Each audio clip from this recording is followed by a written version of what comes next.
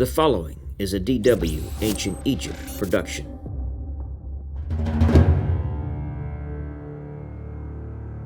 Peribsen is considered an important ruler due to the cultural changes that occurred under his reign involving his name, which replaced the god Horus with his rival Seth.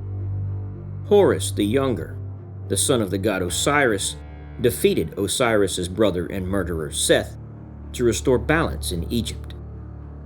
Peribsen's adoption of Seth's name is believed to reflect a significant shift in Egypt's religious orientation during that time. However, since Peribsen's name does not occur in records of Lower Egypt, some argue that he ruled over a divided country and distanced himself from the cult of Horus for political reasons. There have also been claims that Peribsen was the first monotheist, predating Akhenaten by centuries. However, this theory has been largely discredited due to evidence of the worship of multiple gods during his reign. Peribsen reorganized the Egyptian bureaucracy and promoted literacy and religious practices.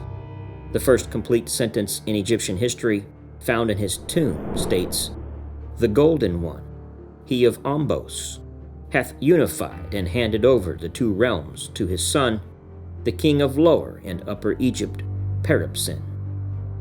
According to scholar Mark van de Mieroop, earlier inscriptions, often found on clay seals, were brief and provided little beyond people's names and titles. The sentence discovered in Peribsen's tomb explicitly highlights how the god Seth legitimized Peribsen's rule. As the sentence confirms that Peribsen ruled over both Upper and Lower Egypt, the claim that he adopted Seth as his patron god to distance himself from the ruler of Lower Egypt has been repeatedly challenged. Peribsen was buried in Tomb P of the Royal Cemetery at el-Ka'ab near Abydos. The first excavation of the tomb started in 1898 under the supervision of French archaeologist and Egyptologist Émile Amelineau. This first foray was followed by excavations in 1901 and 1902 under the supervision of British archaeologist Sir William Flinders Petrie. Further exploration of the tomb was undertaken in 1928 by the Swiss Egyptologist Edouard Neuville. The tomb's construction is straightforward and, compared to the size of other royal tombs in the same area, surprisingly small. The design model was the tomb of King Jur, the third pharaoh of the First Dynasty, thought to be the tomb of Osiris from the Middle Kingdom. The architecture of Peribsen's tomb is similar to the residential palace. The tomb measures 16 meters by 13 meters and comprises three independent structures nested into one another. In the center is the main burial chamber, measuring 7.3 meters by 2.9 meters, which is made of mud bricks, reeds, and wood. On the north, east, and west sides, the burial chamber is surrounded by 9 small storage rooms leading into one another. On the south face is a long antechamber. A passageway runs between the inner structures and the outer wall. Excavations in 2001 and 2004 revealed that the tomb had been erected and completed in a great hurry. The building works took place in a single phase. The walls were plastered roughly, and the monument had collapsed several times over the centuries. During the Middle Kingdom, Peribsen's tomb was restored at least twice together with the tomb of Jur, which was again thought to be that of Osiris. The tomb had been extensively plundered by tomb robbers during antiquity, yet numerous stone vessels and earthen jars remained.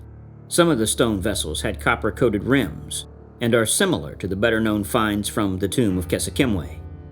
Vessels from preceding rulers such as Nineger and Reneb were also found. Beads and bracelets made of faience and carnelian and tools made of copper were excavated. Special findings include a silver needle engraved with the name of King Horaha. The 2 stone stelae from the entrance common to burial chambers of the First and Second Dynasties are now on display in 2 different museums. A royal funerary enclosure made of mud bricks was found close to Peribsen's tomb. Clay seals with Peribsen's Serikh name on them were located near the eastern entrance and inside a destroyed offering shrine. The findings support the view that the building was part of Peribsen's burial site. The funerary enclosure is commonly known as Middle Fort. This was first discovered in 1904 under the supervision of Canadian archaeologist Charles Curley and British Egyptologist Edward Arton. The enclosure wall was located on the northwest side of Kesekimwe's funerary enclosure, the Shenet Ez Zabib. Peribsen's measures 108 meters by 55 meters and housed only a few cult buildings. The enclosure has 3 entrances, one to the east, one to the south, and one to the north. A small shrine, measuring 12.3 meters by 9.75 meters, was located at the southeast corner of the funerary enclosure. It once comprised 3 small chapels. No subsidiary tombs were found. The tradition of burying the family and court of the king when he died was abandoned at the time of Ka'ah, one of the last rulers of the First Dynasty.